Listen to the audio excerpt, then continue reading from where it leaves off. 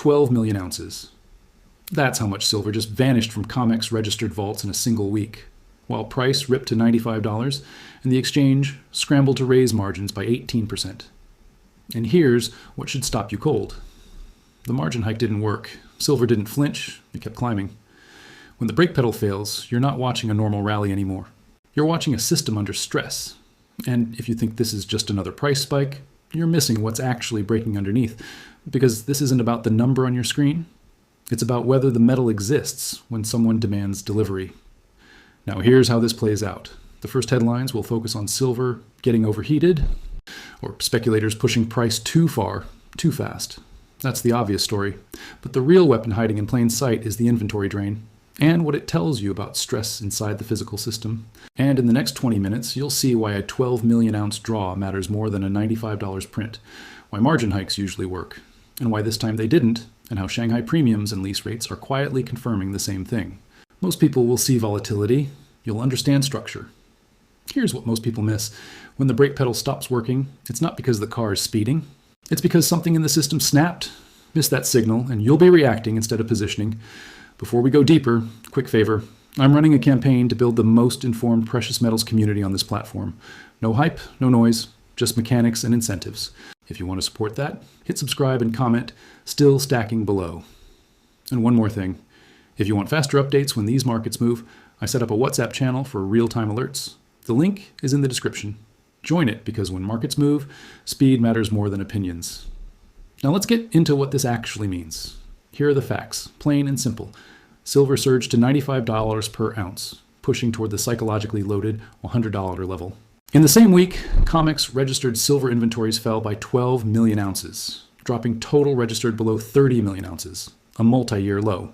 Most people hear that and think, okay, demand is strong, or speculators are piling in, or this is just another blow off top. But here's the thing, those explanations fall apart once you look at what happened next. Fact, the CME raised silver margin requirements by roughly 15 to 18% mid-rally. Interpretation, that move is designed to force leveraged longs to either post more cash or exit positions. Translation, slow it down, flush weak hands, restore control. Normally that works. Price stalls, open interest contracts, the rally cools. This time, silver barely blinked. And while that was happening, Shanghai premiums stayed elevated at $4 to $5 per ounce over Western spot. Lease rates spiked from 0, 5% to 3.5% in 2 weeks, and delivery notices came in hot during a non-delivery month. Think of it like this. Price is the thermometer. Inventory is the blood supply. You can argue about temperature all day, but if the blood is draining, the body has a problem. The chart is not the story. The chart is the scoreboard. Let me explain this in a way anyone can understand. COMEX has two key categories of metal, eligible and registered. Eligible means the silver exists in approved vaults. Registered means it's been specifically designated to meet delivery obligations. Only registered metal can be delivered against futures contracts. Now follow the chain. If registered inventory falls, the cushion shrinks. If delivery requests rise at the same time, pressure increases. If pressure increases while price is rising, the exchange usually steps in with margin hikes. If margin hikes fail to stop price, then leverage is not the driver. That's the chain. If X, then Y. If Y, then Z. That's not theory, that's arithmetic. Here's what most people miss. The incentive structure matters more than the headlines. Bullion banks typically carry concentrated short exposure in futures markets. They're hedged, structured, and politically protected, but they still need access to physical metal to settle when delivery is demanded. When registered inventory drops by 12 million ounces in a week, that's not retail stacking coins. That's large blocks moving out of the deliverable system. That's not random. That's not seasonal. That's not innocent. That's stress. And look at the lease rates. A jump from 0, 5% to 3.5% tells you silver is suddenly expensive to borrow. Translation, someone needs metal now, not later. Meanwhile, Shanghai is paying $4 to $5 over spot. That's a real bid for real metal. That's information. And when Eastern physical markets are willing to pay up while Western paper markets are trying to cool things down, you're watching two movies at the same time. One movie says, everything is fine, plenty of supply. The other says, get the metal while you can. Don't confuse paper liquidity with physical availability. And that's why this matters if you're holding silver. Because when physical demand collides with a thin registered base, price stops being the main control lever. Now, here's the first cliffhanger most people won't see coming. Even if silver doesn't break $100 tomorrow, the system can still be in trouble. Because the danger isn't the price level, it's the ratio between registered inventory and delivery obligations, and that ratio is tightening fast. So even a sideways market can be more dangerous than a spike, because it gives the illusion of calm while metal keeps leaving the system. Circle that. The market doesn't wait for a headline crisis. It starts pricing the risk the moment the math stops working. So who pays for this? On the ground, it doesn't show up as a crisis banner. It shows up as purchase limits at retailers, delayed shipments, rising premiums, and shrinking availability. It shows up in insurance costs because replacement value jumps. It shows up in savings because your cash buys less metal every month. And watch this psychological trick. They'll say, silver is volatile, so be careful. But if volatility is driven by physical scarcity, you're not being protected. You're being delayed. This is why the system loves confusion. If people focus on price swings, they ignore inventory trends. If they argue about charts, they miss withdrawals. If they wait for confirmation, the metal is already gone. Smart money doesn't wait for certainty. It watches incentives and behavior. And behavior right now says this: metal is leaving registered vaults faster than it's coming in. Delivery interest is rising, and the usual suppression tools aren't biting. That creates a trap, because the public reaction is to wait for a pullback. But structural tightness doesn't announce itself with fireworks. It shows up quietly until it doesn't. And that's where the trap lives. Let me show you exactly how it works, and because once you see it, you can't unsee it. Let me show you the trap. Imagine silver pulls back from $95 to $88.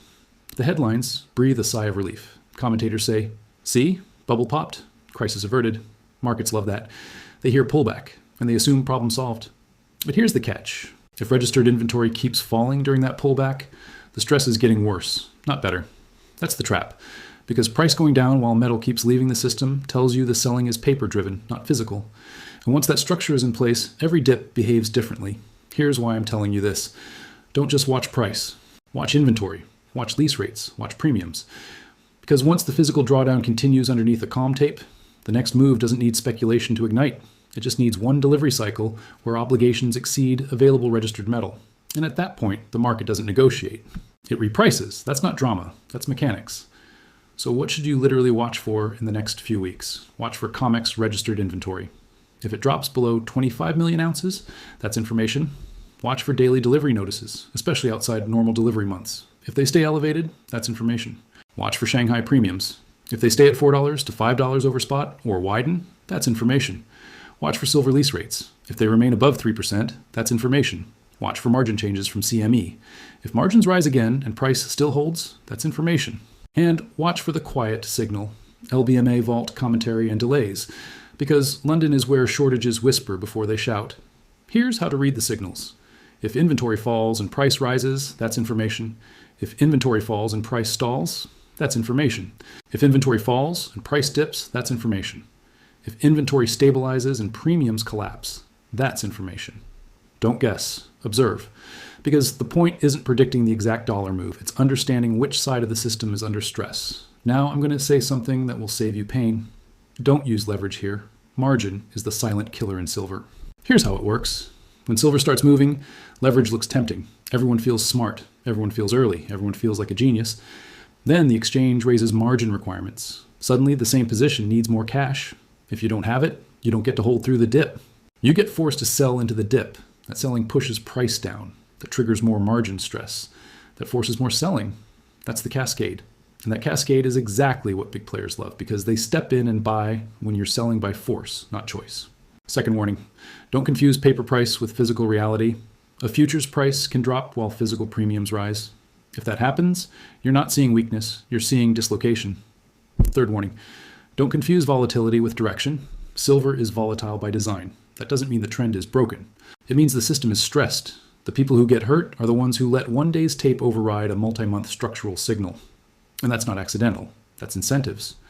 Now here's the final cliffhanger. If registered inventory keeps falling and delivery interest stays elevated, the question isn't whether silver hits $100.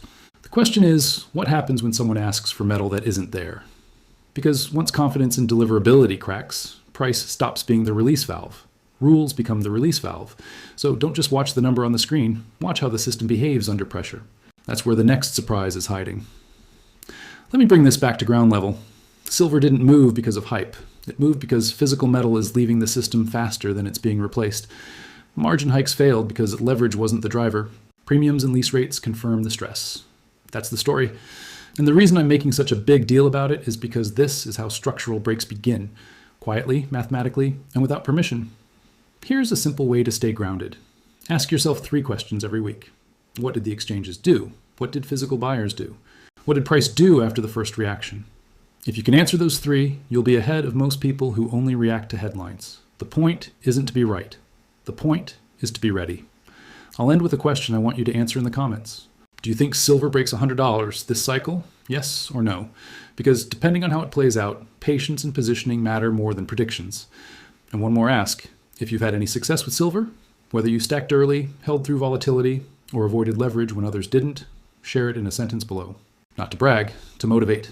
If you got value from this breakdown, do the simple thing. Subscribe, join the WhatsApp channel in the description for fast alerts. I'll see you in the next one.